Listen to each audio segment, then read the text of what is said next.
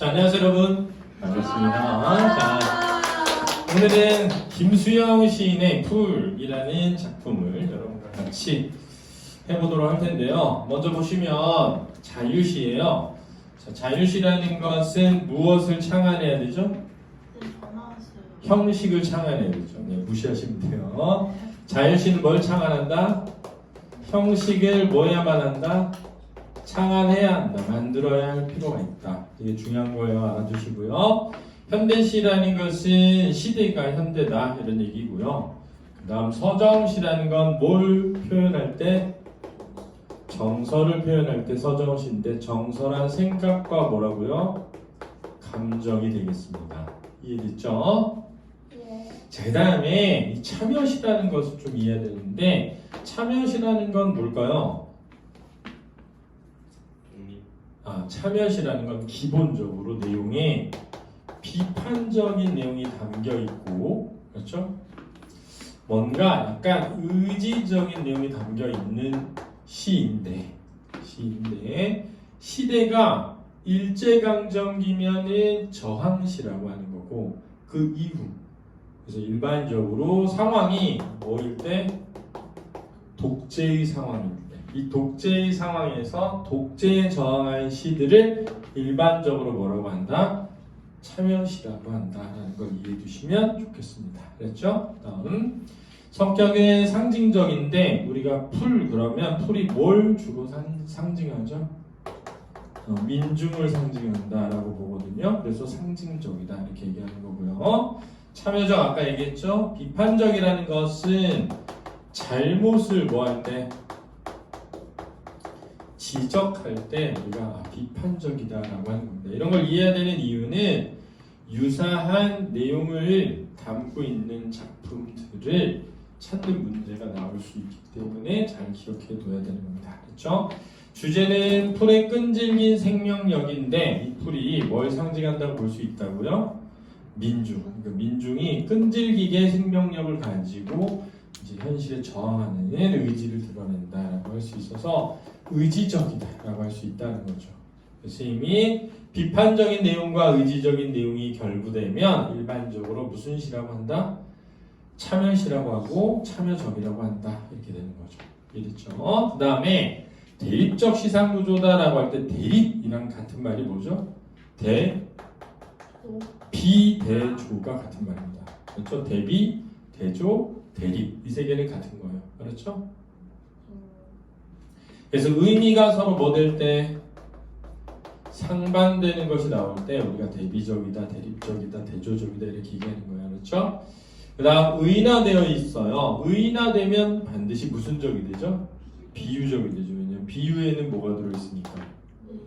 그렇죠. 비유에는 은유, 직유, 의인, 화류, 대유, 마지막 풍유가 있으니까요. 그렇죠. 자, 선생님이 반복은 몇 번 나오면 된다 그랬죠? 2번 나오면 된다. 생각나죠? 대꾸는 대응하는 구절을 뭐 해야 된다? 맞세울 때 대꾸라고 한다. 개념 정말 중요하니까 잘 이해해 두셔야 하겠습니다. 자, 그러면 본문을 읽으면서 같이 가보도록 하죠. 풀이 눕는다. 근데 여기서 이제 중요한 건 바로 눕는다라는 말에서 두 가지를 이해해야 되는데 하나는 뭐냐면 무슨 시제다? 현재 시제를 사용하고 있어서 생동감이 드러난다. 현장감이 드러난다. 라는 걸 꼭 기억해 두죠. 그렇죠?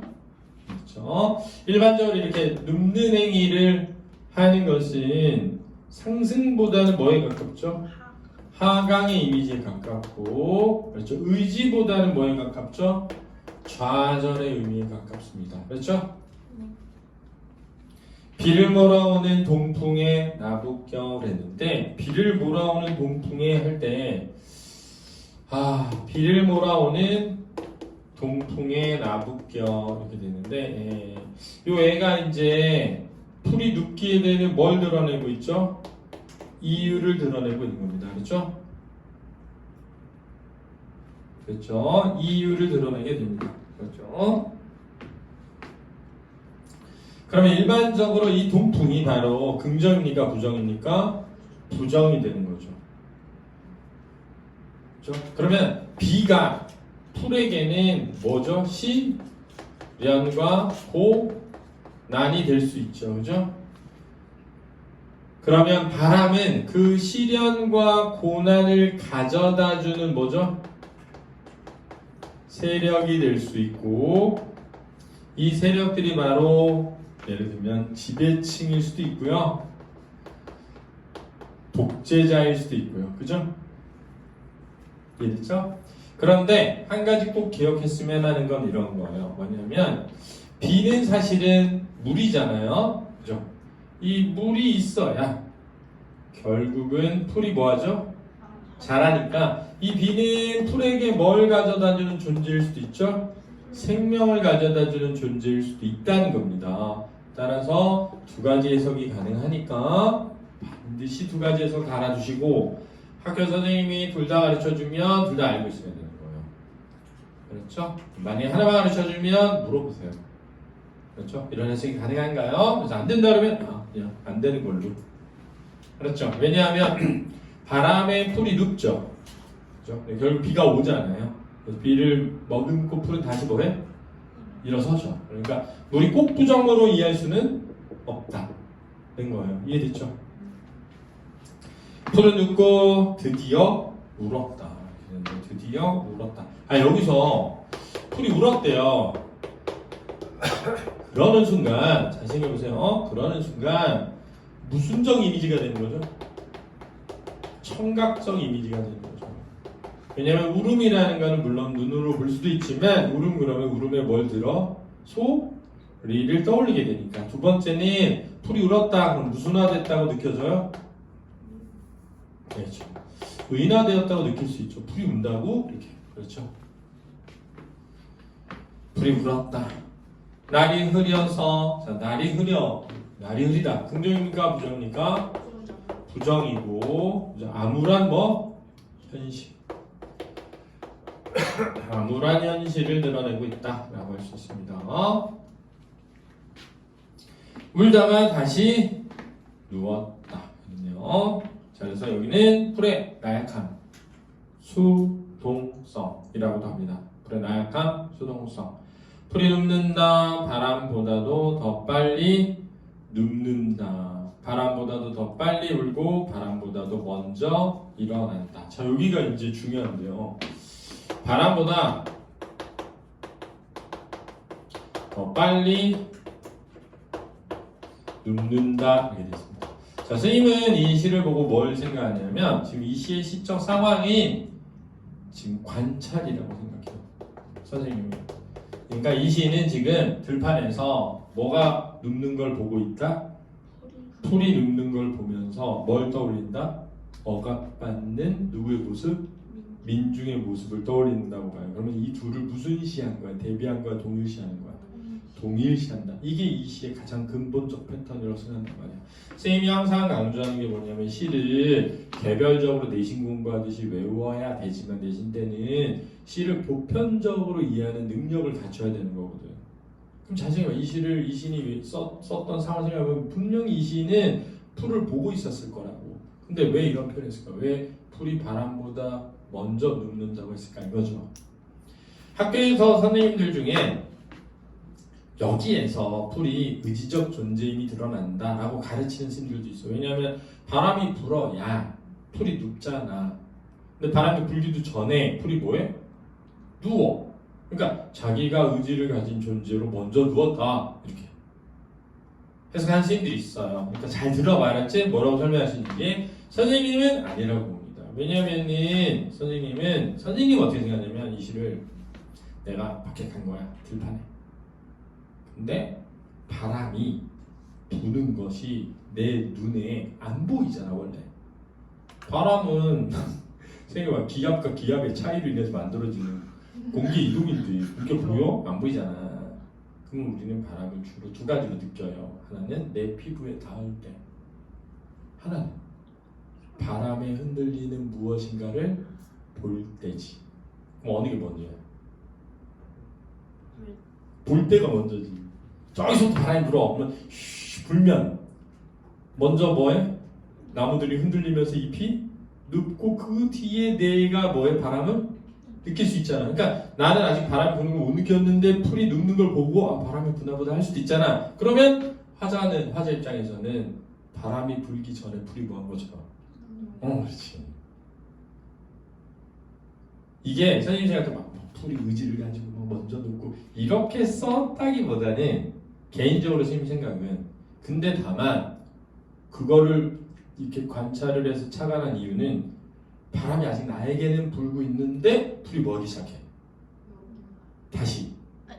그렇지. 그게 바람이 불고 있는데도 풀이 뭐하는 것처럼? 일어나는 것처럼 보니까 의지적 존재로 느껴지는 거죠.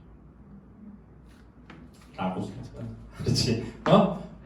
그러나 학교 선생님들은 안 그럴 수 있으니까 반드시 물어봐요. 그렇지? 잘 이해해야 돼.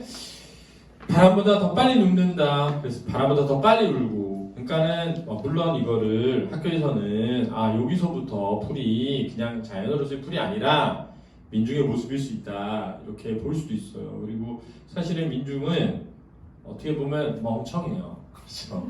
나약하고. 그래서 멍청하고 나약한 존재인데 우리의 생각보다 훨씬 의지적인 존재이기도 하다고 생각해요.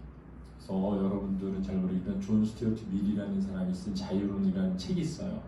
거기에 존 스튜어트 밀이 쓴 책의 내용을 읽고 쌤이 와 대박, 이 사람 미쳤네 이런 생각이 들었단 말이야. 그 내용이 뭐냐면 인간의 99%는 멍청하다. 이렇게 써서 인간의 99%는 멍청하기 때문에 어떤 어려운 문제를 딱 맞닥뜨렸을 때 그것에 대한 해결 방안을 아는 사람은 1%가 채 안 된다는 거야. 근데 어떻게 인류는 이렇게 굉장히 이성적인 사회를 이루면서 이 위치까지 오게 되었을까? 이유는 뭘까요? 이유는 뭐야? 이유는 99%의 멍청한 인간들인데 1%의 한 사람이 어떤 대안을 내세웠을 때 그 대안을 들으면서 이해할 수 있는 능력이 있다는 거야. 내가 문제를 해결할 수는 없는데 해결할 방안을 생각해내지 못하는데 누가 그걸 말하잖아? 그럼 그러네? 라고 생각할 수 있는 게 인간의 가장 큰 힘이라는 거야. 그러니까 이거지. 예전에 수학 문제를 풀렸어. 애들을 내가 이제 수학 선생님 대신 수업 들어가가지고 근데 답지를 못 찾은 거야. 그래서 야 우리 다 같이 맞춰볼까? 이렇게 집단 지성을 믿어보자. 그래서 1번은 뭐 4번, 2번은 몇 번 하다가 다 갈린 문제가 나왔어. 다 답이. 그래서 내가 그랬어.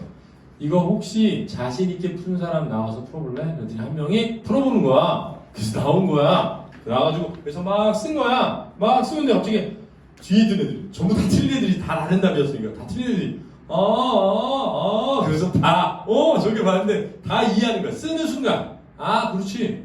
저렇게 해야 되지. 맞아. 이렇게 돼. 그러니까 인간은 자기가 답은 못 찾아도 제대로 된 답이 뭔지는 알아요. 공부를 못해도 학원쌤이 잘 가르치는지 못 가르치는지는 알아요.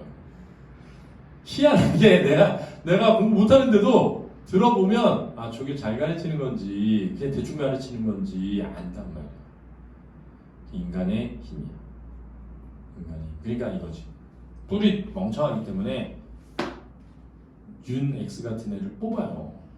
근데 윤 X 같은 애가 막 대통령 하는 걸 보고 있으면 저건 아니지 않나? 라는 건 다 60%가 싫어한다.